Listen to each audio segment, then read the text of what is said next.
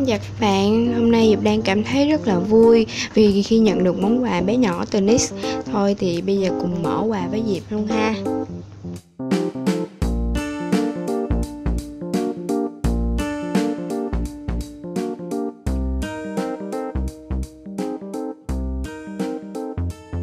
Vậy là đây là chai xịt kết thúc trang điểm của NYX mà Diệp rất là thích.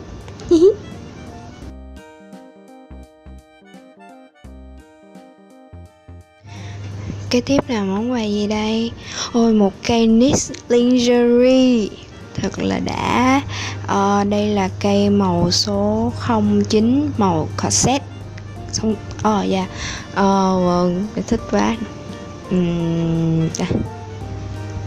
Có một cây nữa nè. Đây là màu ruffle trim. Yeah, I love it. Thích quá. Yeah.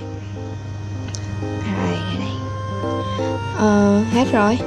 Vâng, cảm ơn các bạn. Hẹn gặp lại các bạn ở những video lần sau nhé. Bye bye.